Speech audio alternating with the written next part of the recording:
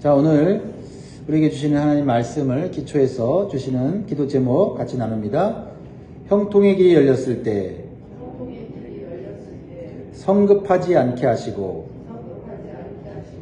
기도로 다음 단계의 길을 인도받게 하소서.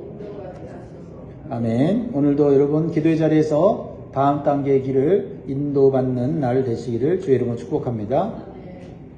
우리 인생에는 고난과 형통이 반복됩니다. 그래서 고난의 시간을 잘 견디면 반드시 형통의 기회가 찾아옵니다. 하지만 형통의 기회가 찾아왔을 때 성급하게 행동하면 또다시 고난 속으로 들어갈 수 있습니다. 그러므로 성도는 형통의 길이 눈에 보인다고 해도 자기 생각대로 선택해서는 안 됩니다. 하나님의 뜻을 구하고 하나님의 인도함을 받아야 될 줄 믿습니다. 오늘 본문은 다윗이 10년이 넘는 세월 동안 사울왕에게 쫓겨 온갖 고난을 당했습니다. 참 지긋지긋한 세월이지요. 그 고통스러운 고난의 기간이 끝나고 이제 새로운 인생이 펼쳐지는 것을 보여줍니다. 왜냐하면 지금 다윗은 이방 나라의 블레셋에서 망명생활을 하고 있는데 사울왕이 전쟁터에서 죽었습니다. 그래서 이스라엘 나라에는 새로운 왕을 요구하고 있습니다. 이것은 누가 보아도 다윗에게 형통의 길이 열렸음을 깨닫게 합니다. 다윗이 이스라엘의 차기 왕이 되는 것은 시간 문제입니다. 기정사실입니다. 그러나 다윗은 이때 성급하게 행동하지 않아요. 다윗은 무엇을 합니까? 하나님께 기도하고 구체적으로 물어요. 이것이 오늘 우리가 배워야 될 자세입니다. 그렇죠?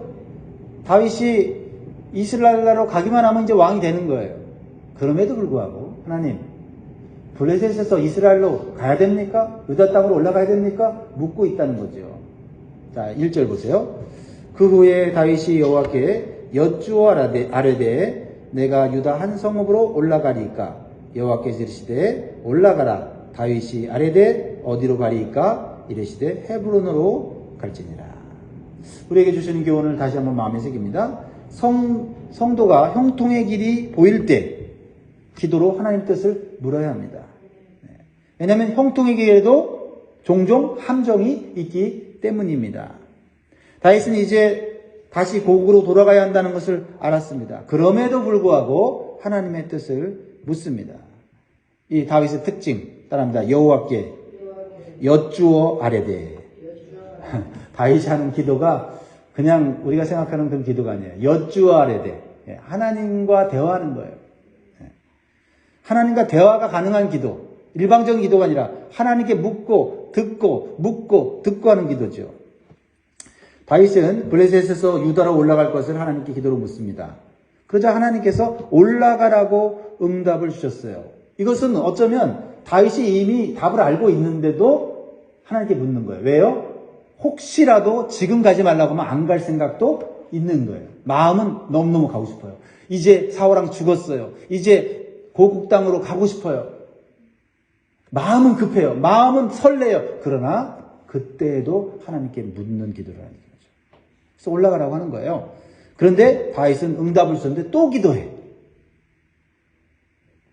야, 이렇게까지 하는 이유가 무엇입니까? 다윗이 그동안 고난을 많이 겪으면서 지금 당장 문제가 하나 해결됐다고 해서 그게 다 해결된 게 아니거든요. 자기가 성급하게 블레셋 땅으로 가서 오히려 나중에는 큰 고통과 고난을 겪었거든요. 난감한 상황이 더 많아졌거든요. 그래서 다윗이 기도를 해요. 왜 다시 기도합니까? 좀 더 구체적으로 응답받기 위해서입니다. 구체적으로 응답받기 위해서. 여러분, 우리가 하나님이 말씀하신 하나님이기 때문에 우리가 하나님께 기도하고 그 일을 해라 이렇게 말씀하시면 하면 돼요. 근데 우리가 좀 더 구체적으로 기도할 필요가 있어요. 왜? 하나님은 구체적으로 말씀하시는 분입니까? 말씀하지 않는다면 우리가 그냥 한 걸음 한 걸음 가면 되지만 구체적으로 물을 필요가 있어요. 가르쳐 주시기를 원하시기 때문이죠. 그래서 블레셋을 떠나 유다로 가는 것을 응답받았지만은 어디로 가야 될지 몰라요. 어디로 가야 될지. 어느 성읍으로 가야 될지. 어느 지역으로 가야 될지 묻는 거죠. 사실 다윗의 생각에 자신이 생각하는 성읍이 있었을 거예요. 좀 더 왕이 되기에 좋은 조건이 있는 그런 환경이 있는 땅으로 가는 게 좋겠죠. 제가 봐도 다윗이 어디로 가면 왕이 되기에 좋겠다는 게 있어요. 아마 누구나 다 성경을 읽은 사람들은 다 알 거예요. 그러나 다윗은요, 여기서 방심하거나 교만하잖아요. 하나님께서 자기가 원하는 곳으로 인도하면 좋지만 그렇지 않아도 순종하려는 자세로 묻는 거예요. 어쩔 때 기도할 때 그럴 때가 있어요. 하나님께서 어떤 일을 행하라고 응답을 주세요. 근데 더 이상 묻지 않을 때가 있어요. 왜냐하면 더 이상 물으면 하나님이 내가 힘들어하는 거 시킬까 봐 두려워한 적도 있어요. 그러나 다윗은 그렇지 않았어요. 이 다윗의 자세가 우리 성도가 가져야 될 자세예요. 기도와 순종의 자세를 동시에 가져야 돼요. 내가 원하는 기도만 하는 것이 아니라 하나님의 뜻대로 순종하려는 자세로 기도할 때 실수하지 않고 충동적으로 결정하지 않게 되는 것이죠. 자, 하나님은 재차 다윗의 기도에 응답하세요. 구체적으로 뭐라고 말씀하세요? 유다 지파에 속한 헤브론으로 올라가라고 말씀하세요. 헤브론은요, 매우 신앙적으로 유서 깊은 도시예요. 하지만 이스라엘 전체에서 보면 남쪽에 위치한 곳이에요. 이스라엘 전체의 왕이 되려면 중앙인 어디로 가야 돼요? 예루살렘으로 가야 돼요. 근데 하나님이 중앙이 아닌 좀 아래에 있는 헤브론으로 가라고 하세요. 이런 하나님의 응답은 다윗에게는 만족스러운 응답이 아닐 수가 있었다는 겁니다. 그러나 다윗은 그대로 순종이에요. 그래서 다윗은 유다 족속의 사람들이 와서 다윗에게 기름을 부어 왕으로 세움을 받습니다. 이건 참 감격스러운 순간이죠. 하나님께서는 약속에 신실하신 분이세요. 이 다윗에게 약 15살 되던 해에 사무엘 선지자가 와서 기름을 부었어요. 그리고 이제 30세가 됐어요. 15년 만에 온갖 산전수전 겪고 하나님의 인도하심을 받아 왕이 되었을 때 얼마나 하나님의 신실하심에 대해서 감격하고 감사했을까요? 역시 우리 하나님은 어떤 환경 가운데서도 약속을 지키시는 분이시구나. 4절 말씀 같이 읽습니다. 시작. 유다 사람들이 와서 거기서 다윗에게 기름을 부어 유다 족속의 왕으로 삼았더라. 어떤 사람이 다윗에게 말하여 이르되 사울을 장사한 사람은 길앗 야베스 사람들이니이다. 아멘. 그런데 하나님은 왜 다윗을 이스라엘 전체의 왕이 아니라 한 지파의 한 족속의 왕으로서 출발하게 하셨을까요? 하나님은 다윗이 왕으로서 어떤 자세를 가지고 다스리고 섬기는지를 시험하시려는 거예요. 사울왕을 보십시오. 처음부터 이스라엘 전체의 왕이 됐어요. 사람들의 요구에 의해서 된 부분도 있어요. 그러다 보니까 왕이 딱 되니까 사람이 변질되는 거예요. 큰 권력을 갖고 나니까 사람이 하나님 중심이 아니라 자기 중심이 되는 거죠. 그래서 하나님은 처음부터 이스라엘 전체의 왕이 되지 않게 하세요. 혹시 부족하거나 교만하지 않도록 하기 위해서입니다. 그래서 다윗은요 7년 6개월이나 다시 유다 지파의 왕으로서만 삶을 살게 돼요. 우리는 이러한 사실을 통해서 작은 것에 충성하는 자에게 더 큰 것을 맡긴다는 주님의 말씀을 생각나게 합니다. 작은 것에 소홀히 하는 자는 결국 큰 것 맡으면 처음엔 좋을지는 모르지만 감당하지 못해서 오히려 우왕좌왕하다가 오히려 힘들어지는 거죠. 형통의 삶도 마찬가지예요. 하나님께서 인도하신 대로 단계별로 나아가는 것이 좋습니다. 우리의 마음은 더 큰 것, 더 좋은 것, 더 넓은 것 원하지만 그걸 감당할 수 있는 마음과 감당할 수 있는 지혜와 감당할 수 있는 리더십과 감당할 수 있는 그런 능력을 키워야 되는 거죠. 그래서 다윗에게 먼저 예루살렘으로 가라고 하지 않고 헤브론에 정착하라고 하신 것을 기억해야 합니다. 오늘 말씀을 통해서 적용해 봅니다. 나의 헤브론은 어디인가? 작지만 내가 하나님의 인도하심을 받아서 섬겨야 할 곳은 어디인가? 그렇습니다. 현재 나에게 주어진 작은 것부터 섬길 때 다음 단계의 형통으로 이끌어 주시는 것입니다. 다음 단계로 이끄시는 하나님의 인도하심 받기 위해서 우리는 어떻게 해요? 겸손하게 순종하는 마음과 기도하는 자세로 나아가야 될 줄 믿습니다.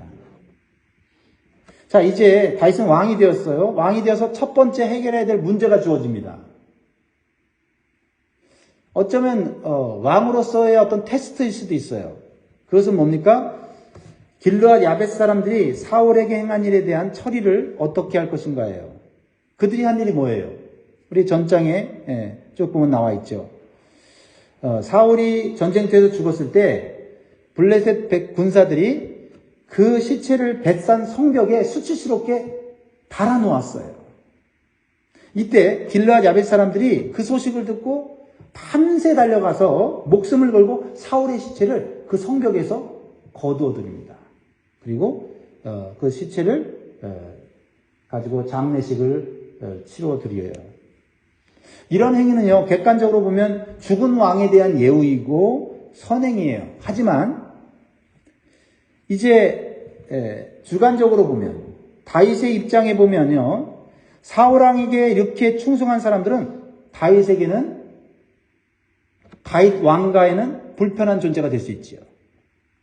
그래서 사울에 속한 사람들을 제거할 수 있는 명분을 갖게 되는 거예요. 그런데 다윗은요, 이 길르앗 야베스 사람들에 대해서 정치적으로 문제를 해결하지 않아요.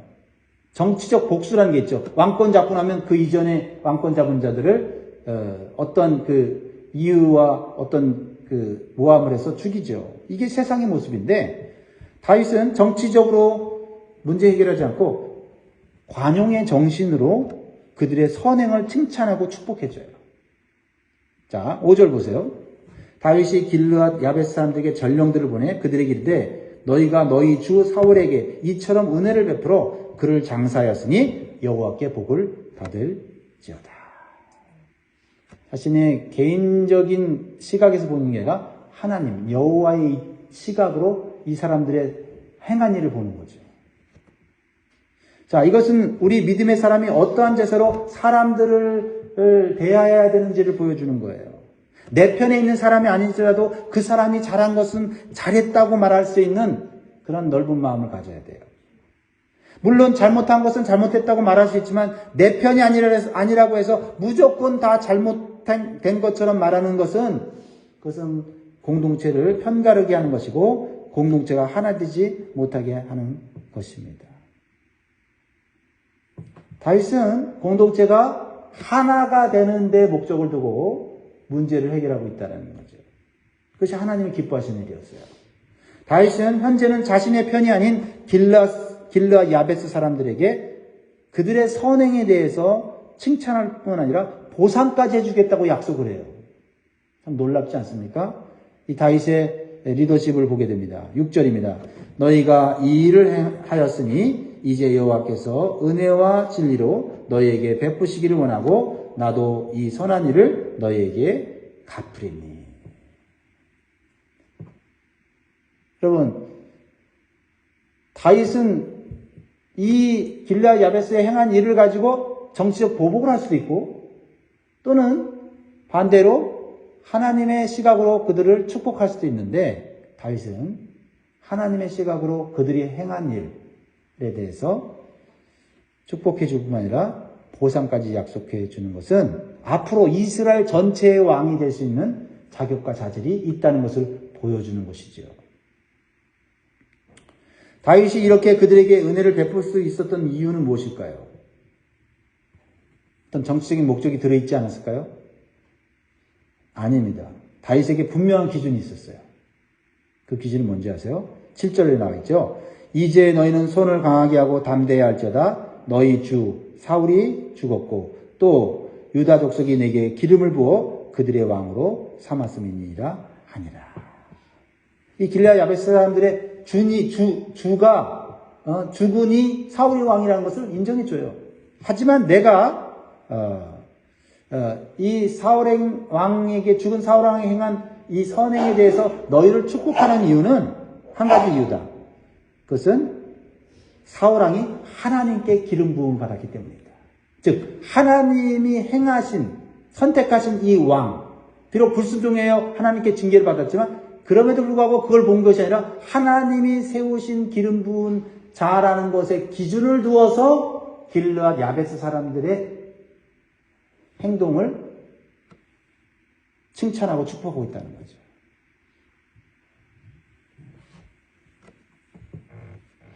즉 하나님 중심의 시각으로 문제를 해결하고 있다라는 겁니다. 사실 원수 같은 사울이 죽었을 때 속이 시원할 수 있어요.